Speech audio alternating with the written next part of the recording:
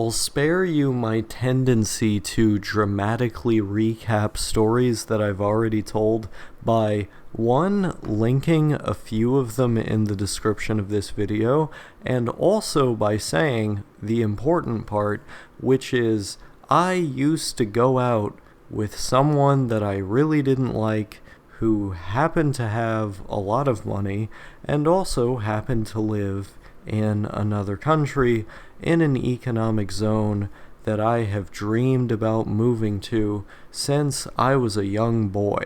The country in question that I spent many months in on multiple occasions was, in fact, Germany, and some of the stories surrounding that I'll let you find yourself down there. But what I find to be particularly interesting about the fact that I put so much of my own resources into trying to go to that place whenever I could, as well as the resources of others and, of course, this guy.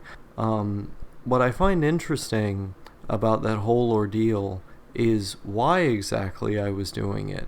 People on this channel know that I like to travel, and they also know that I'm willing to travel on the cheap and have rough and dirty experiences if it means that I can travel in the first place. They know that I don't like being in the same place for too long, and I've attempted to reflect on why that is exactly and explain it for this channel.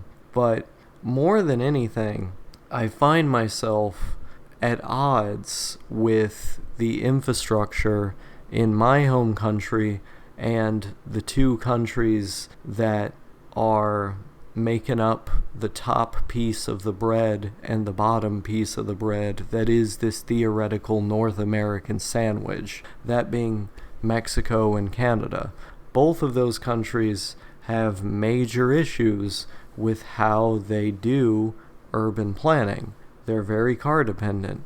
The US itself is very car dependent, and even in the places that are not car dependent, there's still a lot of problems with the infrastructure as well as with certain aspects of the culture or federal laws that those municipalities simply can't change even if they would like to.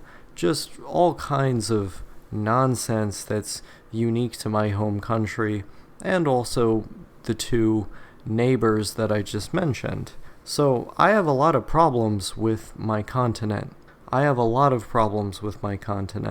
And it became apparent to me at a young age that America wasn't for me. I didn't know much about Canada or Mexico. I assumed that they would mostly be the same, except that they would speak different languages and have different weather, and I was right about that. But I didn't like how my state of Tennessee looked. I remember looking out the window as a kid. I had to have been like 6 years old, because this is as far back as I can remember looking out and having this general feeling of distaste for the buildings and the hedges and the cars. Don't even get me started on the cars, because you've heard me go into it.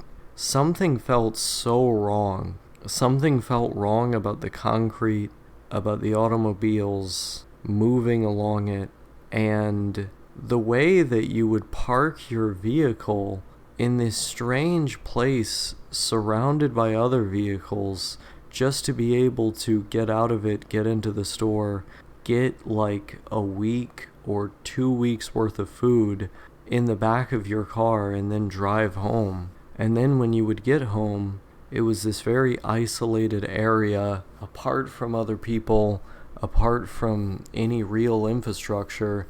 To get to any real infrastructure, you need to drive, and so on. Something about it, even when you were in the city, felt so isolating. Not just that, but it also felt ugly. The one saving grace was the nature that I lived around. I thought a lot of the nature was pretty, but when you got to the sprawling empty fields of the southeastern United States, I was not impressed. When you got to the rolling hills, sometimes I was pretty impressed, but it was a mix. The thing that I hated the most was the lawns, the hedges, the houses, and the supermarkets, the highways. Being around these things, or riding around these things, felt like this oppressive experience for me. I didn't like the idea of driving, and I certainly didn't like riding in a car, but more than that, the infrastructure that required a car to facilitate movement at all, it just looked so ugly to me. And of course I couldn't articulate it like that at that age, but I would look out at all of this stuff, and there was one way I could articulate it. It was with the word ugly. Ugly. And I said this to my parents at the time. Why is it so ugly? Why is it so ugly? And as far as I remember, there wasn't much of a response. I mean, there were attempts at responses, but it seemed like those around me didn't quite understand what I understood.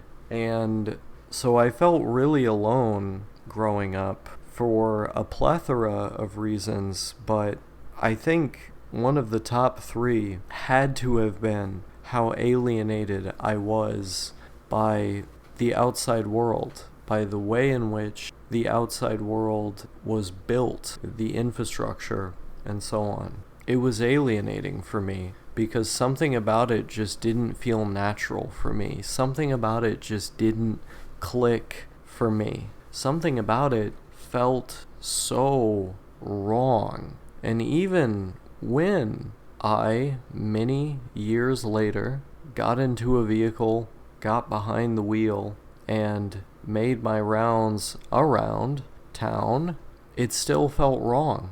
Deeply, deeply wrong. I felt alone when I was in my vehicle. I felt alone when I would go home. And I felt alone when I looked around the endless gray nothing which made up the strip malls that I would get my groceries from. Something about it felt so wrong. And something about the hedges, the lawns, the single family homes that are somewhat spread apart from one another, but nonetheless standing in lockstep. Something felt wrong about those too. And this is a sense that has only become more prominent in my life as I've gotten older. I've continued to feel this sense of alienation, but it didn't feel like something that was fully tangible for me to understand until I actually went to countries that organized their infrastructure differently. While those countries didn't have a lot of the natural beauty that I loved about the Western United States or the Northeast, while it didn't have certain aspects I liked about the South, it had something much more important, which were cities that were built to live in and transportation which connected the rural areas to said cities. It had villages of even just a couple thousand people, some of which I visited or rode past, that had trams. Or if they didn't have trams, everything was walkable. All of the infrastructure, the rural infrastructure and the urban infrastructure, was built in a way where you could live in it. And it was beautiful because of that. A world where cars are housed rather than people.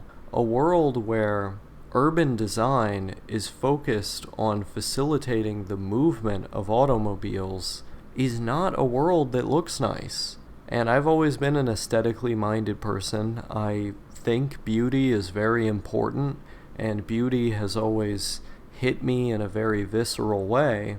But even if I didn't have these particular beauty standards, even if I didn't care so much about that stuff, I think I would still have an understanding that this gray, ugly shit should not be dotting every street across this country. That there should be more green space. That there should be more space to live. That people should be living with one another instead of in these realms of isolation in the suburbs. I look back now and I see so many problems I had with anxiety. Being stuck in the house all day because there was nowhere to go.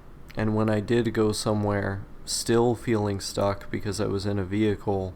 And then exiting the vehicle to go to the store, and then still feeling stuck because the store also felt isolating. There was no one from my community there. Even if there were, they existed almost in their own little boxes. Everyone in their own little boxes. I don't know. I don't even know if I know how to articulate this, because it feels so specific. It's like two different worlds. I went over to Europe by any means necessary, and I wanted to stay for as long as I could, and I kept doing that by any means necessary. And it hit me when I was there. It came to feel real, all of this, that these really are two different worlds, and that all of that alienation and discontent and disgust and discomfort that I felt from a young age up into adulthood, all of that was there for a reason.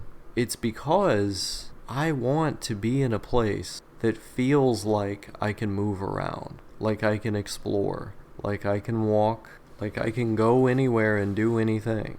You don't get that with the car-centric infrastructure. What you get is this depressive haze of gray concrete and putrid green hedges. And any time I have to interface with those kinds of places, there's this little guy nibbling at the back of my head saying, "Please God, let me out."